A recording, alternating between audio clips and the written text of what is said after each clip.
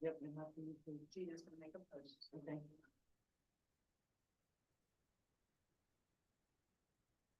Dan, can you hear us okay? Cool, thank you. All right, I'll call the Board of Aldermen work session to order. First item on the agenda is discussion of record retention and scanning of documents. Linda is going to provide some background on records retention. There was information included in the memo in the packet. So she'll briefly go through that and talk to you about a process that staff is working on to bring forward for a policy to allow documents that are scanned to be retained following state schedule. So Linda's going to talk us through that and just provide a brief update. Briefly. Okay, the reason why this is being brought before the board is because the development department has been scanning in permits, application, everything.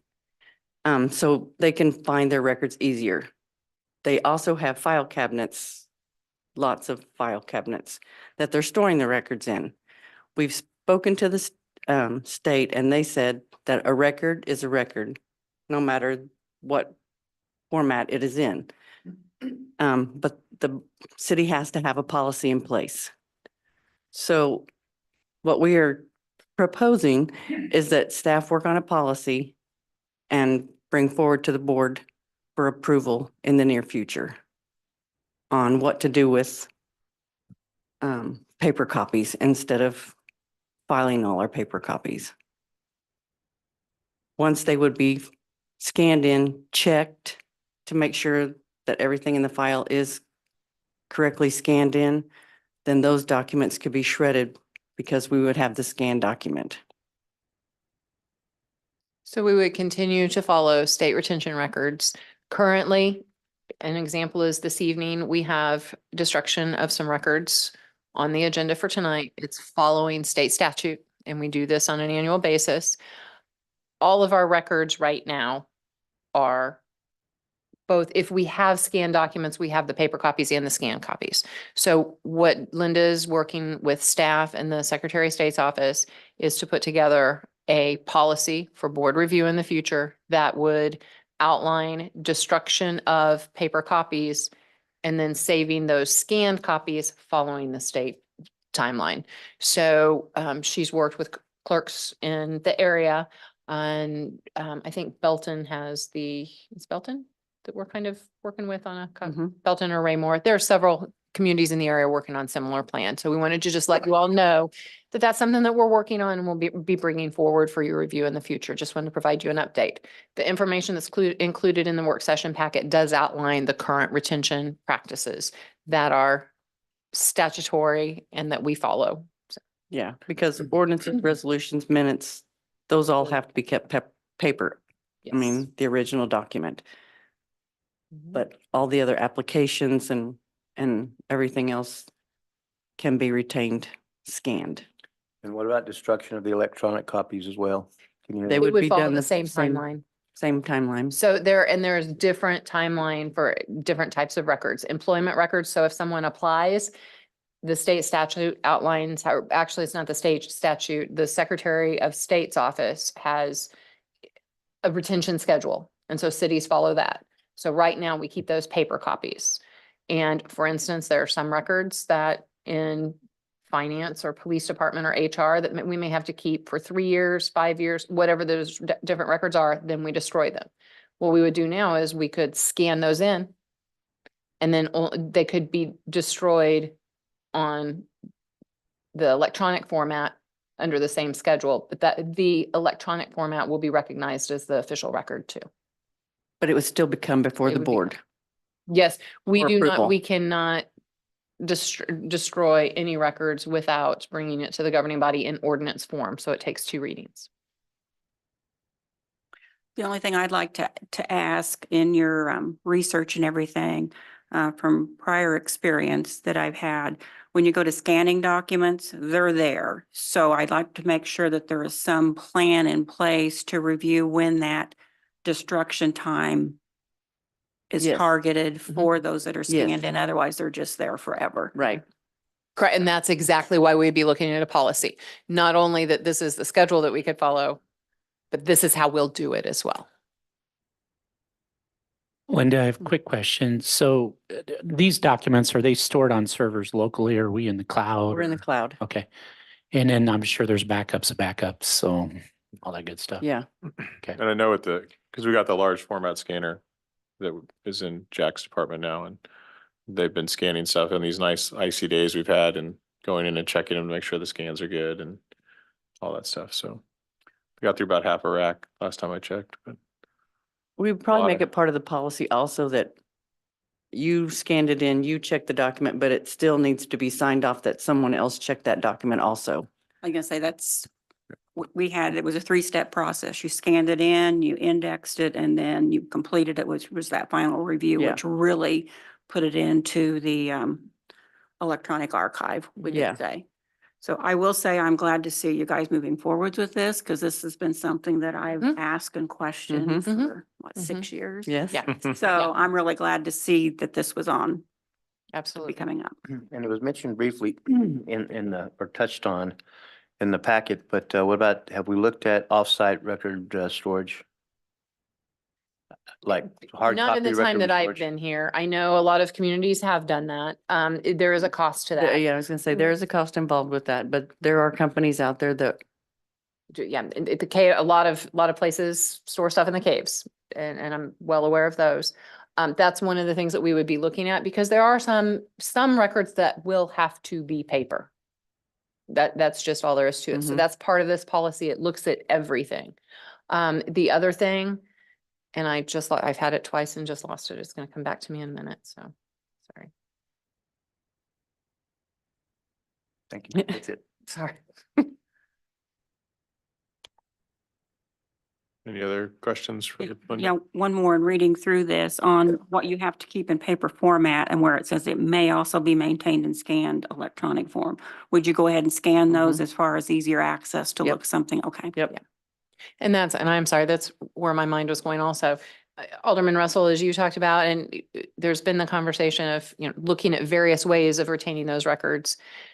We want to get this policy going now so that as we go through the budget process, we're thinking about that as well, because there may be a need for some electronic tools to help in that process. There may be an evaluation of what we do with excess, because as Linda said, what's driven most recently some of this discussion is as you walk down the hall back here, we have a lot of files that take up a lot of space. So is this where we do it? Do we store it somewhere else? So I'll be looking at all of those options. And so we're wanting to do this as part of the budget process as well, and looking at what costs there might be and how much this gets us a policy so we can determine an implementation plan and a cost associated with that. Thank you.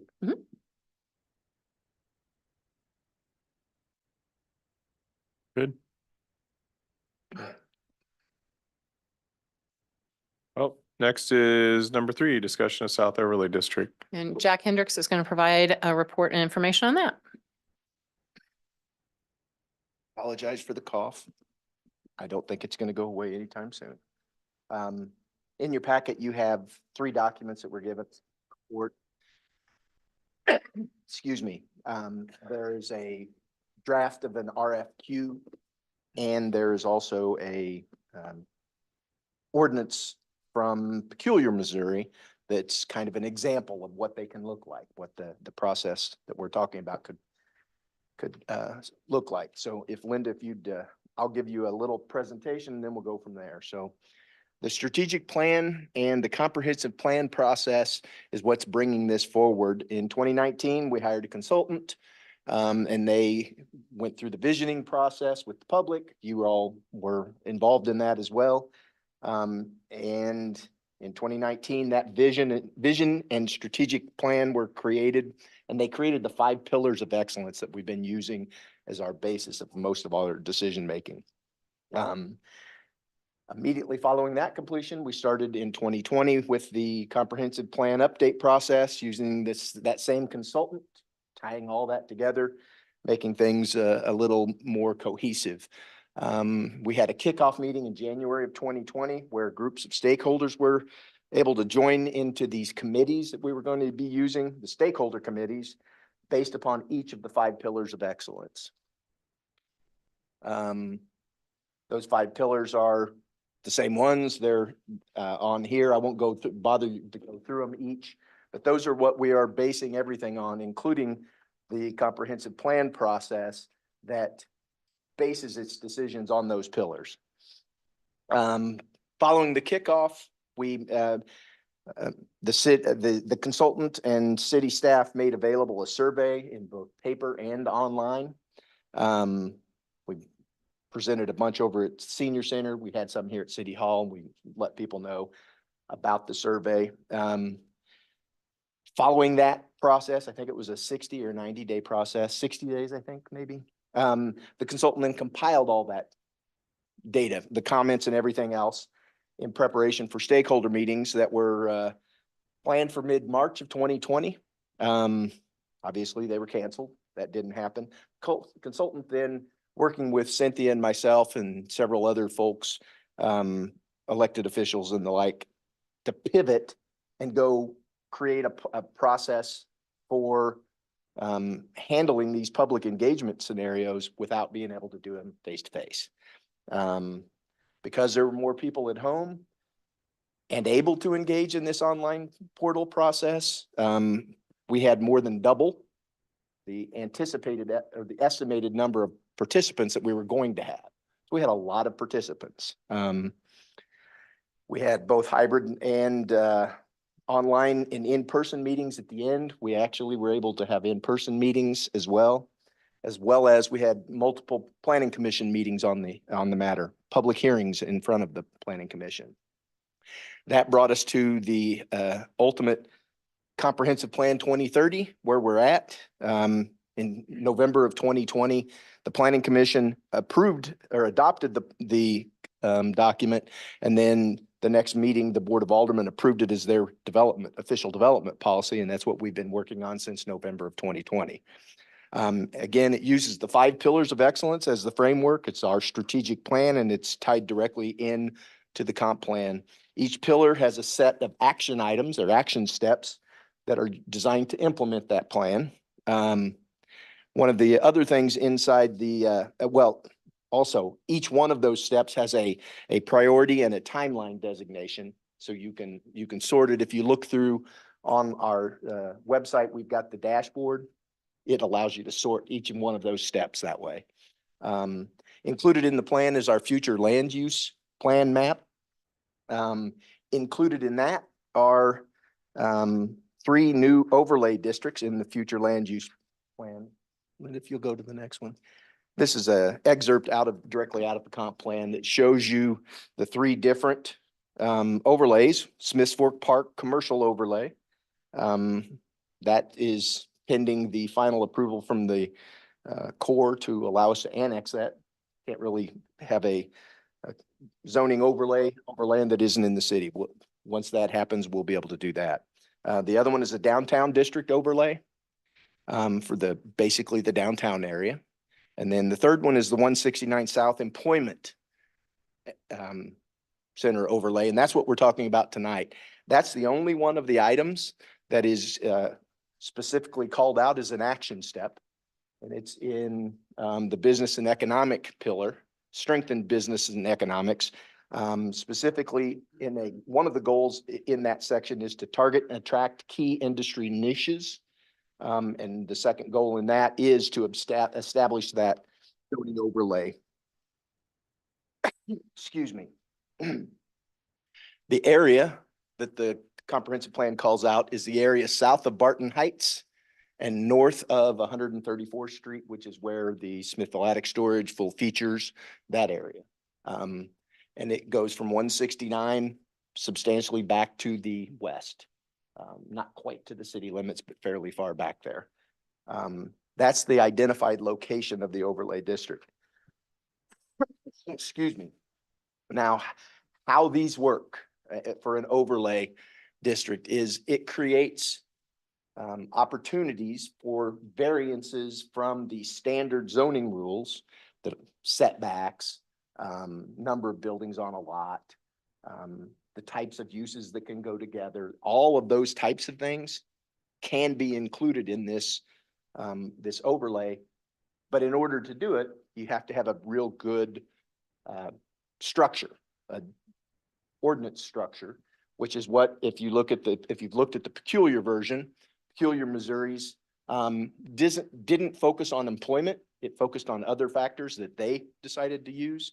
But it lays out steps so that when the landowners in these areas or sell off to a developer wants to develop, that developer knows this is the additional information that the city wants.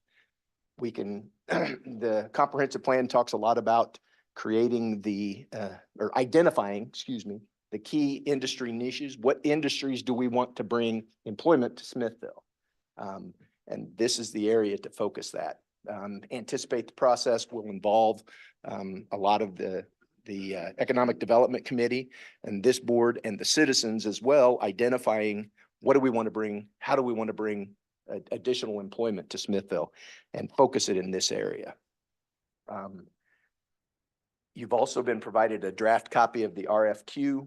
That's a draft. We're still trying to pretty that up a little bit. But this is an RFQ, not an RFP. So we're not looking for someone to say, here's what I'm going to do and here's how much it's going to cost you. We're asking for them to submit qualifications. Here's the experience I have doing these, that kind of stuff. And then we anticipate the process. We'll have a committee created with staff members and the board reps of the Planning and Economic Development Commission.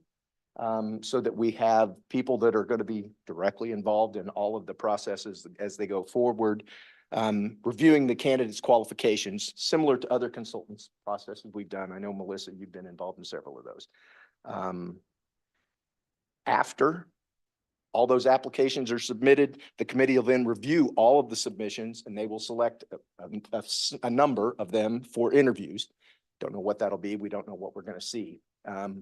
That committee then does the interviews and then they will score them and we will come up with, here's the highest rated qualification.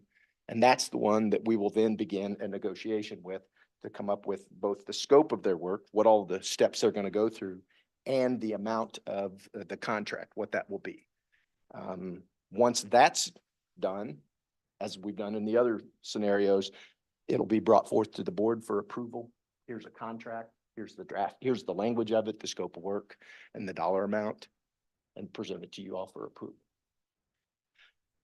I apologize for my coughs, but if there are any specific questions or general questions, I'll try to answer them. Yeah, sorry. Linda, if you'll hit it one more, I think. Yeah, sorry. I forgot to turn the page. Lastly, we have the timeline. Our assuming we have approval to move forward, we're going to submit it online, put it out for the public tomorrow. Take submissions for about 30 days, then get the committee to review each of those submissions and select the ones that the committee wants to interview, do those interviews over the next week or two. And then once a candidate is selected from the committee, staff will just negotiate the scope of work as we mentioned before, and then you all vote on it. That timeline is somewhat flexible because we don't know exactly when we're going to be able to get people in for interviews, et cetera. We can truncate it if need be. If you all want it to be done shorter, we can slow it down. The main thing is we don't want to drag it out too much once they submit because these folks don't like sitting around waiting forever. They're trying to get business and trying to organize their summer work schedule. We would anticipate this would happen over the summer, spring and summer, based upon their submittal. They'll submit a schedule. It's part of their scope of work too. And thank you. I have a And- question. Go ahead, Cynthia. I was just going to say, and Jack, just to clarify, we would anticipate a contract negotiated and brought to the board late spring, early summer for the work then to be completed during the summer. What do we budget for this? What was the budget for this? Was it 15 or 30? I thought we had 30,000 in the budget. We have $30,000 30? in the budget for this, for the consultant Okay. work. Mhm. Jack, I thank you for your presentation. I don't think we have to accelerate it. I think the timeline from what I'm seeing is fine. Obviously, this land right now, correct me if I'm wrong, is ag, correct? It's agriculture. Oh, yeah, it's so just a deal. just a field. So yeah, it would be There's a couple important, of houses on it. right? And a lot of, on the backside, it's got some significant sucker brush, but yeah. Right. Right. But no, I don't see any problem with the timeline at all. I don't see anything different on the timeline either, and I wanted to comment, I really read through the sample that was in here, how detail oriented that really is. And so there's gonna be a lot of nitty gritty work. That's why we Down got a there. consultant. We gotta have a consultant. And the benefit of having that so detailed is it takes out a lot of the discretion. It's, this is what we want.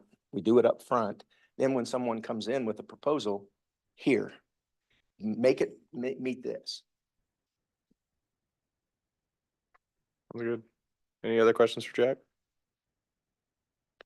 Think you're good to go with what you got. Okay, Thanks. thank you.